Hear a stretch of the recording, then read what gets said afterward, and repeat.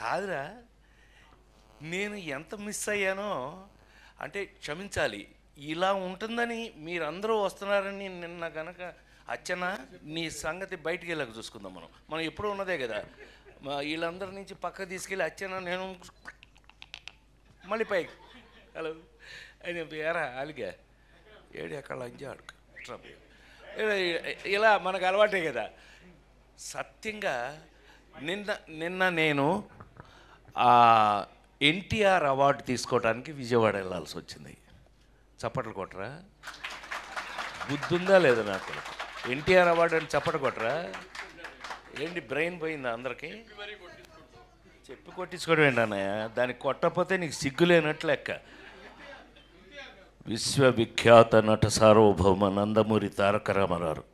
So అది ఆ award నిన్న ఈ సంవత్సరం అదేదో ఆ ఇంట్లో తెలుసుగా, మీ అందరికి ఐడియా ఉందో లేదో, ఎన్టీ రామారావు ఇంట్లో గొడ్ల చావిట్లో పుట్టాను నేను, నిమ్మకూరులో. ఆయన ఇంట్లో పుట్టి వెంకటరామం గారు రామారావు అమ్మ రామారావుని వీడు నా చేతిలో పుట్టాడు, వీడిని జాగ్రత్తగా చూసుకో అంటే నన్ను ఫిల్మ్ ఇన్స్టిట్యూట్లో వేయటం. నేను గోల్డ్ మెడల్ ఫిల్మ్ ఇన్స్టిట్యూట్లో తెచ్చుకున్న తర్వాత నాకంటూ కామెడీని ఒక హీరో చేసుకుని నా కోసం, ఎవరి కోసం అదో చించాను అంటే అది నిజం కాదు, నా కోసం కామెడీని ఒక రొమాన్స్ హీరో అవ్వగలిగింది, ఒక యాక్షన్ ఫైటింగ్ హీరో అవ్వగలిగింది, కామెడీ హీరో ఎందుకు కాదు అని నమ్ముకుని ఆ నమ్మకాన్ని లేడీస్ టైలర్ దగ్గర నుంచి ఈరోజు వరకు మీ అందరి ముందు యాక్టర్గా నిలబడి ఉన్నాను కారణం ఆ ట్రెండ్ అని నమ్మితే కనుక నాకున్న అదృష్టం ఏంటంటే సంవత్సరానికి 12 సినిమాలు హీరోగా యాక్ట్ చేస్తూ 12 సినిమాల్లో 12 బాగా ఆడటం జరిగిన రోజుల్లో ఎందుకు ఆడింది అని అంటే కారణం ఇవాళ మీకు నేను ఇక్కడ నిలబడి ఉండటానికి కారణం ఒక సినిమాకి సంబంధం లేని కథలు, సంబంధం లేని ఆ స్క్రీన్ ప్లేలు, సంబంధం లేనటువంటి కామెడీ. వంశీ దగ్గర నుంచి జంజాల్ గారి దగ్గర నుంచి చివరికి నేను హీరోగా అలా చేసుకుంటున్న రోజుల్లో నాకు చివరికి నేను తెచ్చుకోవాల్సిన పరిస్థితి వచ్చింది ఒక స్టేజ్కి వచ్చేటప్పటికి.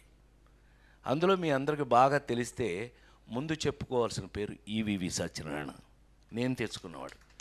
మన జంజాల్ గారికి అహనా పెళ్ళంటి సినిమాకి కూడా అసోసియేట్ డైరెక్టర్, అతన్ని నేనే హీరోని చేసుకున్నా. ఏమండి, ఒక సినిమాలో ఎక్కడో షూటింగ్లో ఉండగా అప్పటికే కష్టపడి మేము అచ్చన్న కృష్ణ మేము ముగ్గురం కలిపి కొబ్బరి బొండం అని సినిమా చేసాం. ఆ సినిమాలో మేము పడకూడని బాధలు కొన్ని పడ్డాం. ఏది కొన్ని డిపార్ట్మెంట్స్ వాళ్ళ పేర్లు అనవసరం, వాటి గురించి మాట్లాడడం నాకు ఇష్టం కూడా ఉండదు. నెగిటివ్ నేను ఎప్పుడూ మాట్లాడను.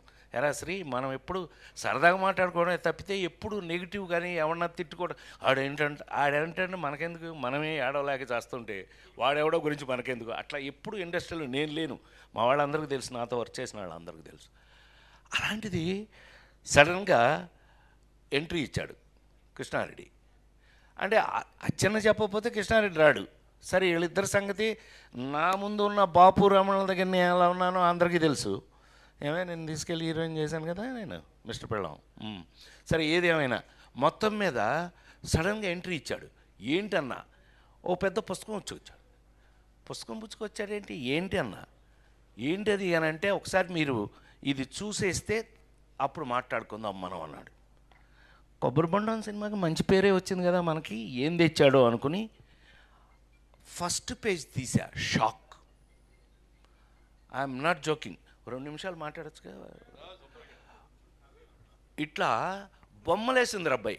ఎవరు జయదేవ్ ఎవరు వేశారు, జయదేవ్ అని గ్రేట్ మన బాపు గారి లాగా స్కెచ్ బొమ్మలు వేసే వ్యక్తితో అది ఫస్ట్ పేజ్ ఓపెన్ చేశా. ఫస్ట్ పేజ్ ఓపెన్ చేస్తే షాక్, ఎంత షాక్ తిన్నానంటే, ఒక టేబుల్ మీద నేను భోంచేస్తాను, నా బొమ్మ వేసింది, పక్కన ఏనుగు అది తింటుంది, పక్కన అన్నయ్య నిజంగానే నేను షాక్ అయ్యాను. నువ్వు నమ్మి తీరాలి. అసలు వీళ్ళకి చెప్పలేదు ఇంతవరకు ఎప్పుడు. మేము అట్లా బయట చెప్పుకునే అవకాశం నాకు రాలా. ఇలా బొమ్మలు ఓపెన్ చేసుకుంటూ మొదలు పెడితే ఒక 22 ఎన్ని పేజీలు అబ్బాయి ఆ రోజున మనం చూసింది ఆ పెయింటింగ్స్. 20 నాకు గుర్తుండి, నేను చెప్తాను నీకెందుకు, నేను కదా గుర్తుండు. ఏంట్రా గొడవలా కొట్టేసుకుంటున్నారా, ఎవరైనా వచ్చారా? Oh my God, hi hi hi hi.